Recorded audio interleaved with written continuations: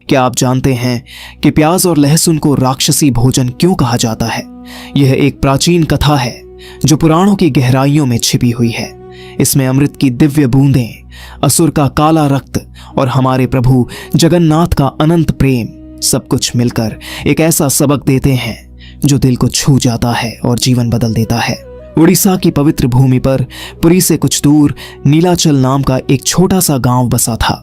गांव के बाहर खेतों के किनारे एक साधारण मिट्टी की कुटिया में माधव रहता था। वह एक मेहनती किसान था। दिन भर खेत जोतता, बीज बोता, फसल की देखभाल करता। शाम ढलते ही थका मांदा घर लौटता, चूल्हा जलाता, चावल दाल सब्जी बनाता और उसमें हमेशा प्याज और लहसुन डालता।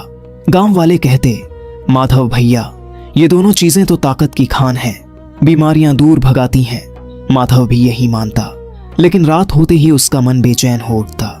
वह जगन्नाथ की छोटी सी तस्वीर के सामने बैठ जाता, हाथ जोड़कर बुदबुदाता, हे जगन्नाथ, मैं तुम्हारा नाम रोज लेता हूं, भजन गाता हूं, फिर मेरे मन में इतना क्रोध, इतनी उदासी क्यों? भक्ति के बावजूद शांति क्यों नहीं मिलती? एक शाम की बात है। आकाश में घने काले बादल छाए थे, तेज हवा चल रही थी, बारिश की बूंदें गिरने लगीं। माधव खेत से लौट रहा था। रास्ते में पुराना पीपल का पेड़ था। उसके नीचे एक बूढ़ा साधु बैठा था, सफेद वस्त्र पहने, लंबी जटा, हाथ में कमंडल, आंखें इतनी गहरी कि लगता था सदियों की सारी कहानियां उनमें समाई हैं। माधव ने हाथ जोड़े, बाबा, बारिश तेज हो रही है, मेरी कुटिया में चलिए, कुछ गरम खा लीजिए, आराम कर लीजिए। साधु ने मुस्कुराकर देखा। उनकी मुस्कान में एक अजीब सी शांति थी। बेटा, मैं चलूंगा, लेकिन पहले बताओ तुम्हारे घर का भोजन कैसा है? क्या उसमें प्याज और लहसुन डाला जाता है? माधव ने कहा, हाँ बाबा, रोज डालता हूं, बिना इनके स्वाद ही नहीं आता। साधु ने गहरी सांस ली। माधव, यही तो हर्ज है, ये राक्षसी भोजन है। इनकी जड़ें एक बहुत पुरानी कथा से जुड़ी हैं, समुद्र मंथन की कथा, और वह कथा हमारे प्रभु जगन्नाथ से सीधे जुड़ी है। अगर तुम्हारा मन तैयार है तो सुन लो। ये कथा सिर्फ सुनने की नहीं, जीने की है। माधव की आंखों में जिज्ञासा जागी। वह साधु को कुटिया में ले आया, चूल्हा जलाया, चावल, दाल और सब्जी बनाई, उसमें प्याज लहसुन डालकर। साधु ने भोजन देखा और बोले, बेटा, मैं यह नहीं खाऊंगा, मुझे सिर्फ फल दे दो। माधव ने पूछा, बाबा, क्या गलती है इनमें? साधु ने कहा, गलती नहीं, रहस्य है, आओ बैठो, आज मैं तुम्हें पूरी कथा सुनाता हूं। रात गहरा गई, बाहर झमाझम बारिश पड़ रही थी। छोटी कुटिया में एक तेल का दिया जल रहा था। उसकी रोशनी में साधु की आंखें चमक रही थीं। कथा शुरू हुई। बहुत बहुत पहले की बात है। सृष्टि अभी नई नई थी। देवता और असुर दोनों अमृतत्व की लालसा में जल रहे थे। देवता कमजोर पड़ रहे थे, असुरों की ताकत बढ़ती जा रही थी। देवराज इंद्र ने भगवान विष्णु के चरणों में सिर झुकाया। प्रभु, हमें अमृत चाहिए, वह अमृत जो हमें अमर बनाए, जो हमें असुरों के हाथों से बचाए।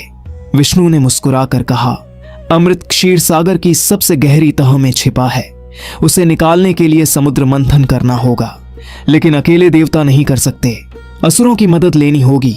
देवताओं ने असुरों से बात की। असुर राजा बलि सहमत हो गए, लेकिन शर्त रखी, अमृत मिले तो आधा हमें मिलेगा। मंथन शुरू हुआ। मंदराचल पर्वत को मठनी बनाया, वासुकी नाग को रस्सी। देवता एक तरफ खींचते, असुर दूसरी तरफ। समुद्र हिलने लगा।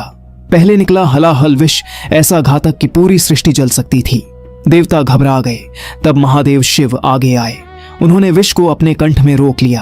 कंठ नीला पड़ गया, इसलिए वे नीलकंठ कहलाए। मंथन जारी रहा। धीरे धीरे समुद्र से रत्न निकलने लगे। ऐरावत हाथी, कामधेनु गाय, पारिजात वृक्ष, अप्सराएं, लक्ष्मी, चंद्रमा और अंत में अमृत का स्वर्ण कलश। कलश देखते ही असुरों की आंखें लाल हो गईं। वे कलश छीनने दौड़े।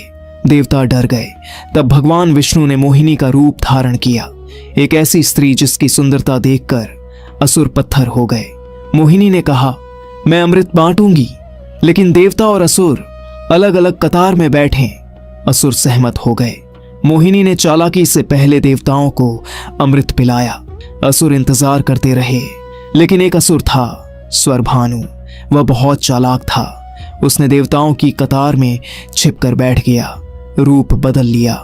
मोहिनी ने उसे भी अमृत का एक घूंट दे दिया। जैसे ही स्वरभानु ने अमृत निगला, सूर्यदेव और चंद्रदेव ने उसे पहचान लिया। वे चिल्लाए, प्रभु यह असुर है। स्वरभानु। विष्णु ने तुरंत अपना सुदर्शन चक्र फेंका। चक्र घूमता हुआ स्वरभानु के पास पहुंचा। एक ही वार में उसका सिर धड़ से अलग हो गया, लेकिन तब तक अमृत उसके गले तक पहुंच चुका था, इसलिए सिर अमर हो गया। वह राहु बना, धड़ अलग गिरा। वह केतु बना।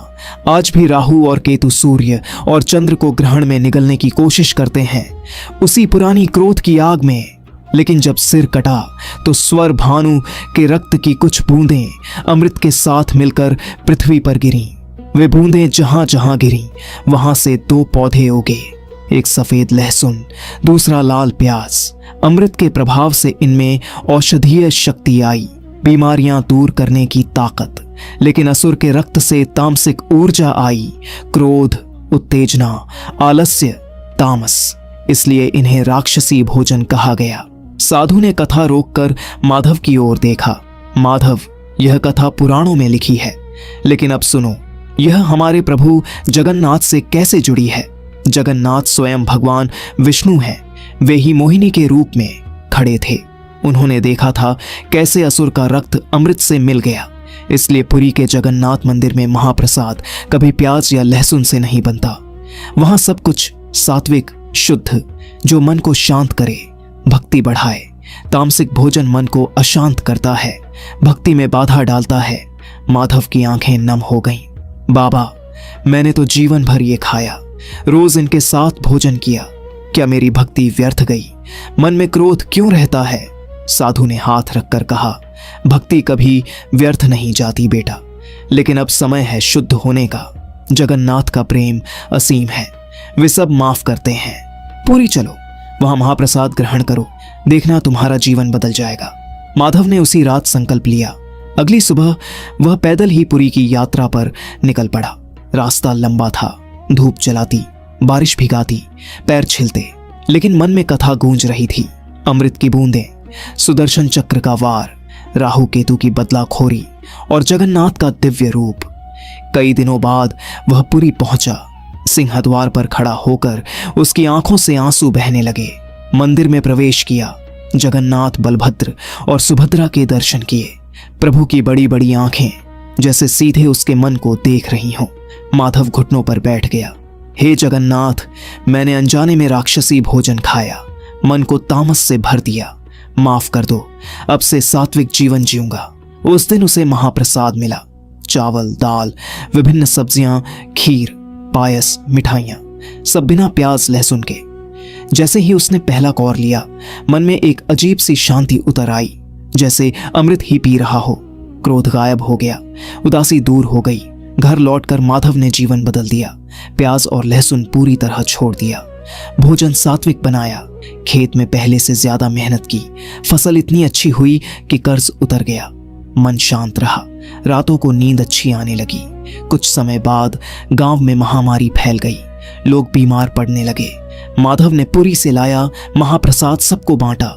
साथ में समुद्र मंथन की कथा सुनाई। जो लोग प्रसाद खाते उनकी तबीयत सुधरने लगी। गांव वाले हैरान, वे माधव को संत मानने लगे। एक शाम साधु फिर आए, मुस्कुराकर बोले, माधव, तुमने कथा को सिर्फ सुना नहीं, जी लिया। जगन्नाथ तुमसे बहुत प्रसन्न है। माधव ने हाथ जोड़े। बाबा, अब मेरे पास सिर्फ प्रभु का प्रेम है, अकेलापन भी अब नहीं सताता। जगन्नाथ मेरे साथ हैं। कथा यहीं खत्म होती है, लेकिन इसका संदेश अमर है। प्याज और लहसुन शरीर को ताकत देते हैं, लेकिन आत्मा को तामस से भर देते हैं। जगन्नाथ का मंदिर हमें सिखाता है, भक्ति के लिए शुद्धता जरूरी है। शुद्ध भोजन, शुद्ध विचार, शुद्ध हृदय। जो भी यह कथा सुनता है, उसका मन स्वतः जगन्नाथ के चरणों में झुक जाता है और वह समझ जाता है प्रभु का प्रेम असीम है। बस दिल साफ चाहिए।